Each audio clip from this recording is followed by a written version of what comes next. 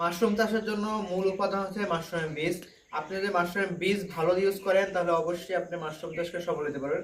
কিন্তু মাশরুম চাষে যদি আপনি বীজের মধ্যে যদি ঝামেলা থাকে বা ওই যেমন বীজ তো নষ্ট বীজ ইউজ করেন তাহলে কখনোই মাশরুমের প্যাকেট টিকাতে পারবেন না, মাশরুমে সফল হইবে না।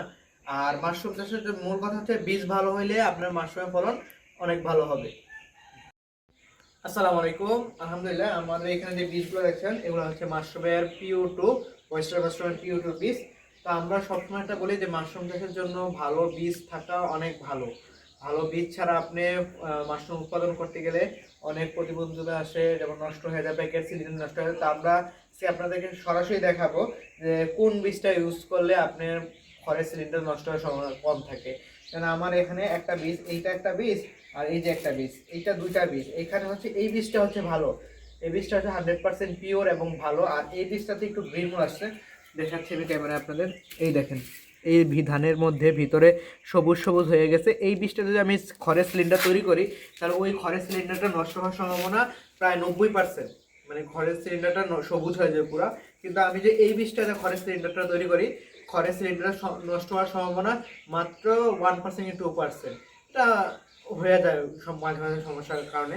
কিন্তু ওই বীজটা যদি ইউজ করেন আপনি, কারণ এটা অলরেডি গ্রিন মোল চলে আসছে, এইটা যখন ওই যে আপনি যে পাঁচতরি যে খড়গুলো আছে এবং এই বীজটা যখন খড়ের সিলিন্ডার মিক্স হবে তখন হচ্ছে এই মাইসিলিয়ামটা সাদা না হয়ে আস্তে আস্তে আস্তে সবুজ হতে থাকবে।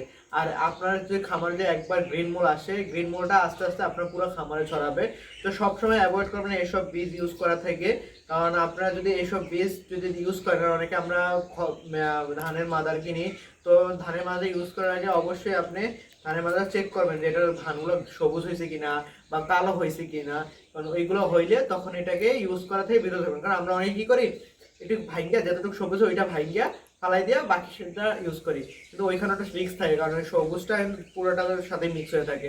যখন আপনি ওই ধানটাকে সবুজ হওয়ার যে মাদারটা, মানে সবুজ ধানগুলো ফালাই দিয়া যখন অন্যটা ইউজ করবেন তখন দেখবেন ওই প্যাকেটটা আস্তে আস্তে সবুজ হয়ে যাচ্ছে।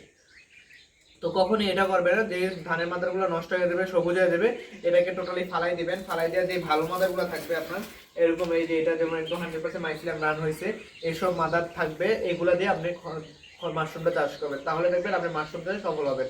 না হয়তো আপনার খড়ের সিলিন্ডার নষ্ট হয়ে যাবে, তারপর আপনার মাশরুমের ফলন কম আসবে, তখন আপনার মন ভেঙে যাবে, আপনি আস্তে আস্তে মাশরুমের সরে আসবে। কারণ মাশরুমের চাষটা সাধারণ অন্য অন্য চাষের থেকে একটু আলাদা।